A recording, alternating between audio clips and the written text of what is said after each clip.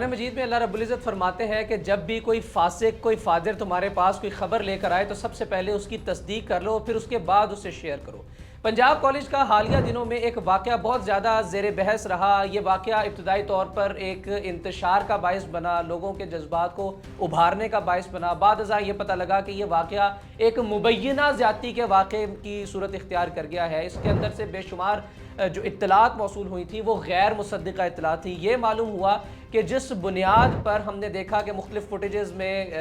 مختلف کالجز کے بچے اکٹھے ہو رہے ہیں اور ایک ہی نجی کالج کے باہر، ایک ہی نجی کالج کے اندر مختلف طرح کی توڑ پھوڑ کر رہے ہیں، مختلف طرح کا جلاؤ گھراؤ کر رہے ہیں، وہ بنیادی طور پر واقعہ سرے سے ایگزسٹ ہی نہیں کرتا۔ جس بیسمنٹ کو، جس ڈرائیور کو، جس سیکیورٹی گارڈ کو، جس سکول وین کو منسوب کیا جا رہا تھا اس سارے واقعے سے، وہ تمام تر چیزیں سرے سے خطہ ارض زمین پر ایگزسٹ ہی نہیں کرتی۔ یہ چیزیں بعد میں معلوم ہونا شروع ہوئی کہ وہ واقعہ جس کی بنیاد پر یہ ساری چیزیں گھڑی جا رہی تھی وہ ایگزسٹ ہی نہیں کرتی۔ اس کے بعد پھر ایک اور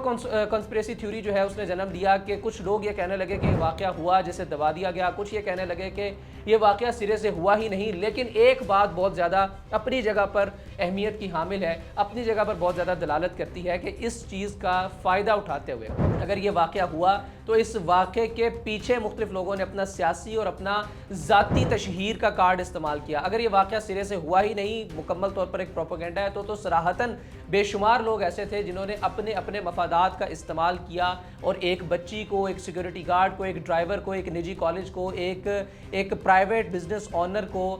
اس سارے معاملے کے اندر سولی پر چڑھا دیا، اسے بھینٹ پر چڑھا دیا، کسی بچی کی عزت ضائع کر دی، کسی شخص کا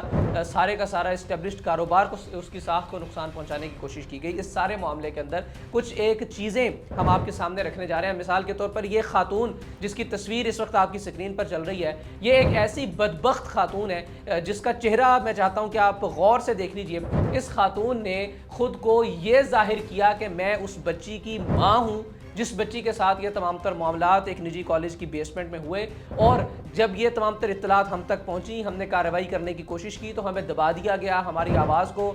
دبا دیا گیا، ہمیں ہمارا پیغام آگے تک پہنچانے کی بالکل کوشش جو ہے انہیں ختم کرنے کی کوشش کی۔ حکومت جو ہے اس سارے معاملے کے اندر ایک بزنس آنر کو بچانے کے لیے سامنے آئی۔ یہ تمام تر بیانات ہیں، اس کے بے شمار لوگوں نے سوشل میڈیا پر مختلف جگہوں پر دیکھے ہیں۔ اور اب ذرا دیکھیے کہ جیسے ہی اس نے روتے ہوئے، پیٹتے ہوئے، آنسو مگر بچ کے بہاتے ہوئے اس نے یہ تمام تر چیزیں نشر کی، اپلوڈ کی اپنی آئی ڈی پر، اس کے فوری بعد اس نے وہی چشمہ اتار کر سیم ڈریس میں سیم لوکیشن پر بیٹھ کر ایک اور ویڈیو جاری کی، اور اس ویڈیو کے اندر میڈم بال کھلار کر